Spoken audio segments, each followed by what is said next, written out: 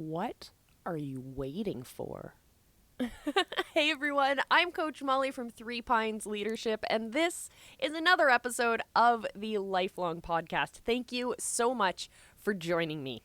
So, thank you to those of you who are joining me on the podcast, on all the different podcast platforms. And thank you to those of you who are watching on our video platforms as well, including Facebook and YouTube. Yeah, you can also connect with me on Instagram, on Twitter, on Twitch, on all of those different platforms. So check them out and connect with me there. So today I want to cut through all of the excuses. I am so sick and tired of the excuses people keep giving me for why they're not starting on their goals, why they're not setting goals in the first place. It's excuse after excuse after excuse, and I'm sick of it. So today I want to give you the top 5 excuses for not going after your dreams. And you're probably guilty of at least one of these, my friends. So what are you waiting for? You have plans and aspirations that you've been putting off for years. We're great at putting things off and convincing ourselves that we'll get them done someday soon, but eventually we all run out of some days and our life options and our options become a lot more limited. So if you're not enthusiastically pursuing your goals, there's a reason. And it might not be the reason that you think. Most excuses are actually a form of fear, camouflaged as another challenge. So identify your excuses and take action today. So first, maybe you're fearful of a perceived lack of resources. Perhaps you need additional knowledge, education, money, or time. This is the most common excuse for not taking action. These excuses might be accurate. You might not have enough time. However, it's up to you to make the time. It's up to you to find the money you need. A lack of resources can't stop if you're determined. They can't stop you.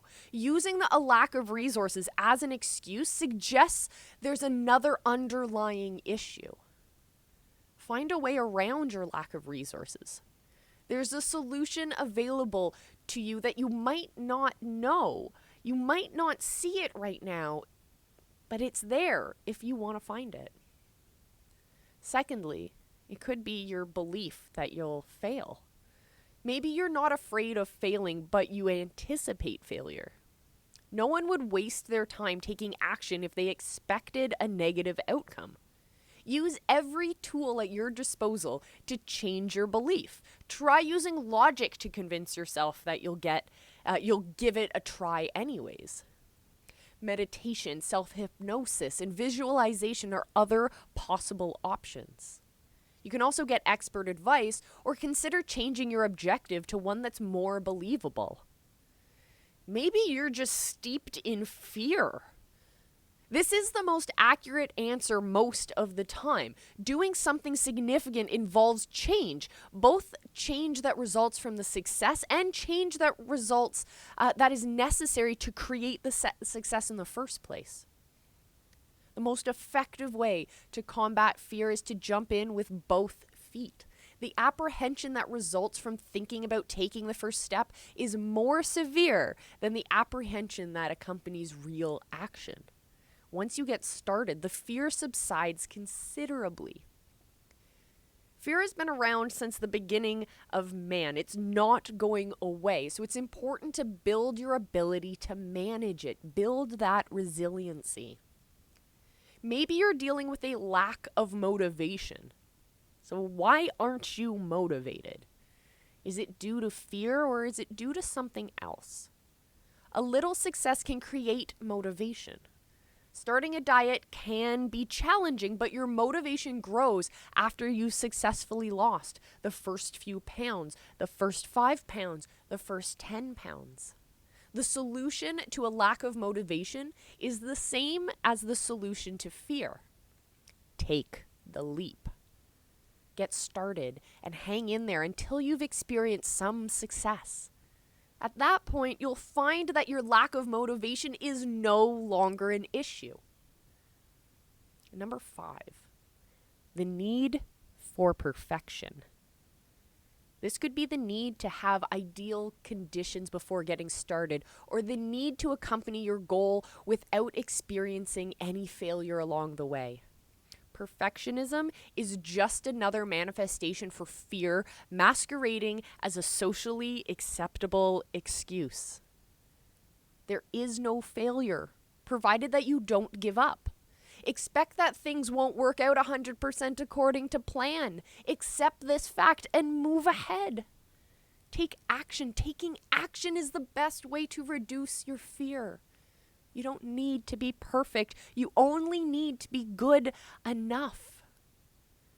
If you've been finding reasons to put off your plans to some unidentified point in the future, it's time to examine those reasons. Fear is the biggest reason for chronic procrastination. It's your responsibility to determine why you've been waiting. By finding an explanation, you can begin to take motivated action and see your dreams come true.